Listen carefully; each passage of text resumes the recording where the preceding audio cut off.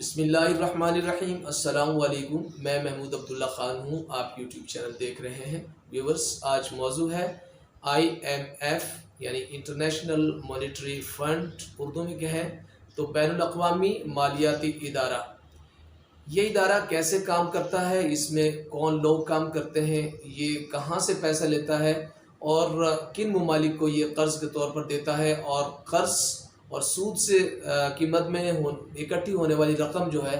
وہ کہاں جاتی ہے، اور مختلف ممالک کے اوپر جب یہ قرض ان کو دیتا ہے تو مختلف قسم کی جو کنڈیشنز ہیں، اتنی سخت کنڈیشنز ہیں، وہ یہ کیوں امپوز کرتے ہیں، اس کی حقیقت کیا ہے۔ لیجئے دوستو، آج مختصراً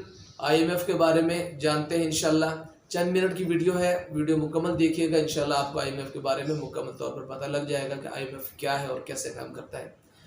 دوسری عالمی جنگ جب ختم ہوئی 1945 میں، تو یورپ کے بہت سارے ممالک بری طرح متاثر ہوئے، ان کی معاشی صورتحال بری طرح ڈسٹرب ہو گئی، اور ان کے حالات اس نہج پر پہنچ گئے کہ لوگ بھوکے مرنے لگے۔ ان حالات میں وہاں پر 23 عدد ممالک جو ہے وہ اکٹھے ہوئے اور انہوں نے سر جوڑے اور یہ فیصلہ کیا کہ جو ممالک بری طرح ڈسٹرب ہوئے ہیں، ان کی معاشی صورتحال کو بحال کرنے کے لیے اور ان کو سٹیبل کرنے کے لیے، ان کے امپلائمنٹ کے مواقع پیدا کرنے کے لیے اور ان کے آسانی ان کے لیے پیدا کرنے کے لیے کوئی کام کیا جائے۔ تو اس حوالے سے ان لوگوں نے مکمل طور پر ہم آہنگی کے ساتھ 23 ممالک نے ایک فیصلہ کیا کہ وہ ایک ادارہ بناتے ہیں، انٹرنیشنل مانیٹری فنڈ۔ یہ ادارہ جو ممالک بری طرح ڈسٹرب ہوئے ہیں ان کی مالی معاونت بھی کرے گا، اور دیگر ممالک کے ساتھ ان کے جو کاروباری لنکس ہیں ان کو جوڑے گا، اور ان کی تباہی جو ہوئی ہے اس کو وہ دوبارہ سے آبادی میں بدلنے کی کوشش کرے گا۔ تو یہ پھر 27 دسمبر 1945 کو اس کو قیام ہوا، اور اس کے قیام کے بعد پاکستان نے اس کا جوائن کیا 11 جولائی 1950 میں۔ جب یہ شروع ہوا تو اس کے ممبران کی تعداد 23 تھی، لیکن آج اس کے ممبران کی تعداد 190، یعنی 190 ممالک دنیا کے جو ہیں وہ IMF کے ممبران ہیں۔ تو اس کا جو ہیڈ کوارٹر ہے وہ واشنگٹن میں ہے۔ اب بیسک سوال جو ہے ان کی طرف آتے ہیں، تو پہلا سوال یہ ہے کہ IMF کے پاس اتنا پیسہ، اربوں خربوں ڈالرز جو ہوتے ہیں وہ کہاں سے آتے ہیں جو IMF مختلف ممالک کو قرض کی شکل میں دیتا ہے۔ تو ویورز، ایسا ہوتا ہے کہ جتنے بھی ممبران ممالک ہیں IMF کے، جتنے بھی ممبران ممالک ہیں، 190 ممبران جیسے مثال کے طور پر آج ہیں، تو وہ سارے کے سارے جو ممالک ہیں ان کا IMF کے اندر اپنا ایک کوٹا مقرر ہے۔ پاکستان کا بھی IMF کے اندر اپنا ایک کوٹا مقرر ہے۔ اب کچھ ممالک ایسے ہیں جو بہت زیادہ شیئر کرتے ہیں IMF کے اندر، جن میں امریکہ ہے جو سب سے زیادہ، یعنی تقریباً 17% یا مور دین 17% جو ہے جو پیسے ہوتے ہیں IMF کے اندر وہ امریکہ کے ہوتے ہیں۔ اور دوسرے نمبر پر اس میں جاپان ہے۔ جاپان 6.42% جو ہے اس کے سرمایہ اس کے اندر موجود ہے تقریباً، اور اسی طرح پھر تیسرے پر چائنا ہے، پھر جرمنی اور دیگر ممالک جو ہیں وہ اپنا اپنا شیئرز جو ہیں بالکل اسی طرح جس طرح کسی بینک کے اندر پیسے ڈالے جاتے ہیں اور جب ارننگ ہوتی ہے تو اس سے ارن بھی کیا جاتا ہے۔ تو اس طرح تمام ممالک جو ہیں اپنا اپنا شیئر، ان کا ایک کوٹا ہوتا ہے، اس کوٹے کے مطابق وہ اپنا اپنا شیئر IMF کے اندر ڈالتے ہیں، اور اس پیسے سے مختلف ممالک کو جن کی حالات مختلف ہوتے ہیں، کمزور ہوتے ہیں، جن کا چلنا مشکل ہو رہا ہوتا ہے، ان کی اکانومی کو بحال کرنے کے لیے IMF جو ہے وہ مختلف قسم کے قرضہ جات دیتی ہے۔ جو 3 قسم کے قرضہ جات ہیں جو IMF دیتی ہے، اس کے حوالے سے دیگر ویڈیو بھی انشاءاللہ میں بناؤں گا۔ اب یہ جب قرضے دیے جاتے ہیں تو تیسرا سوال یہ ہے کہ ان قرضہ جات کی مدد میں جب قرضہ جات واپس آتے ہیں اور سود ان کا بھاری بھر کا بہت بڑا سود ہوتا ہے، وہ جو رقم آتی ہے وہ کہاں جاتی ہے؟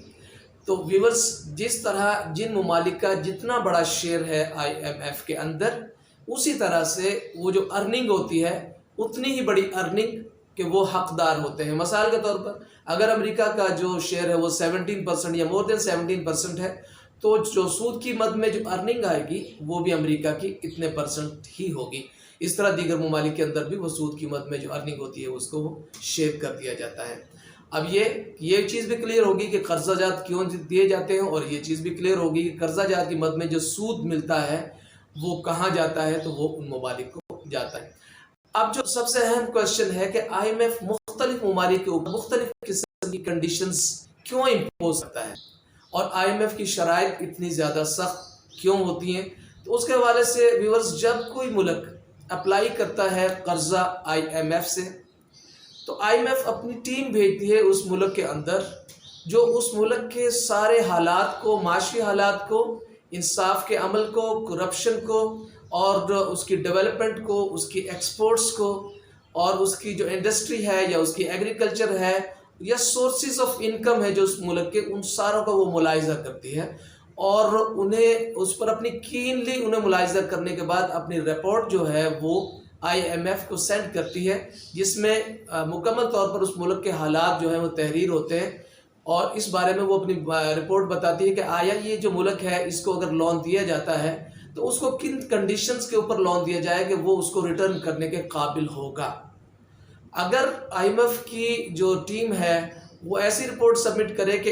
इन ममालिक जिस मुल्क को वो कर्जा देने जा रहे हैं उसके हालात बहुत अच्छे हैं, तो फिर उसको आसान शराइत के ऊपर कर्जा मिल जाएगा। लेकिन अगर उनकी रिपोर्ट इस किस्म की है कि जनाब इनके ऊपर तो पहले भी बहुत सारा IMF का कर्जा मौजूद है जिसकी इक़्तिसाद को भी ये डिले कर रहे हैं और इनके इनकम के जो ज़राए वो कम है और इनके अखराजात ज़्यादा हैं, इनके मुल्क के अंदर करप्शन इस कदर है कि ये अर्न करना इस मुल्क के लिए आगे बढ़ना मुश्किल है, इस मुल्क की एक्सपोर्ट्स जो है वो कम है, इस वजह से ज़र मुबादला इनके मुल्क में नहीं आता, या इस मुल्क के जो बाहर ओवरसीज़ मौजूद हैं वो सरमाया इस मुल्क में नहीं भेजते। इस नौइयत की जब वो रिपोर्ट्स बनाती हैं कि इसके हालात बेहतर नहीं है और वो इस कंडीशन में नहीं है कि IMF को जो टाइम फ्रेम IMF ने दिया है उसके मुताबिक वो पैसे को रिटर्न कर सके, तो फिर उस शक्ल में IMF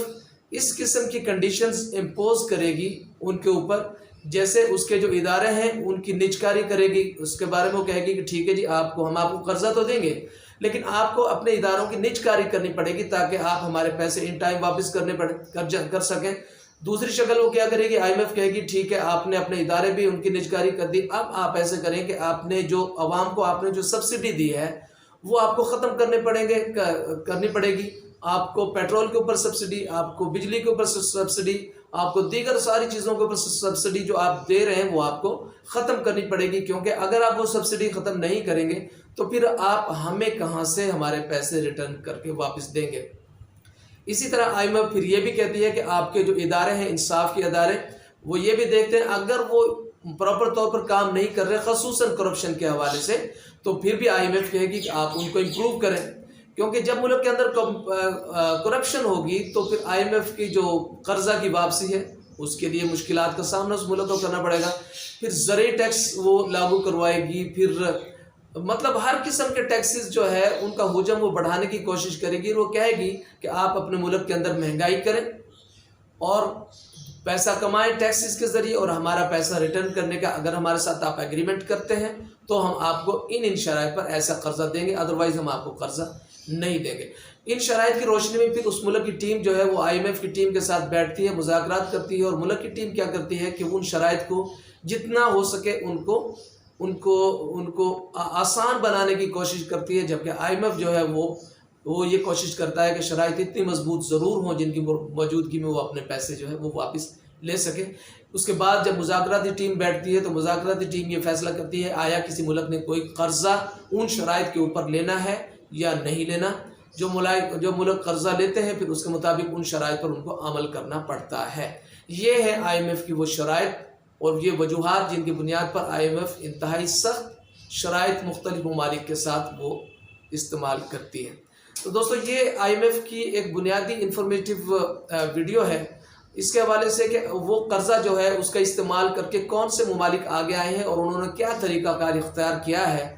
और कौन से ममालिक जो हैं वो इसकी वजह से मज़ीद डूबते चले जा रहे हैं और उनकी पॉलिसी माइशत यानी माशी पॉलिसी क्या है जिसकी वजह से वो डूब रहे हैं। इसके हवाले से एक अलहदा वीडियो की ज़रूरत है। तो ये वीडियो अगर आपको पसंद आई है तो आप मेरे चैनल को सब्सक्राइब फरमा लीजिएगा और रिंग के बटन को ज़रूर प्रेस फरमा लें ताकि इस नौइयत की दीगर वीडियोज़ भी आप तक पहुँचती रहें।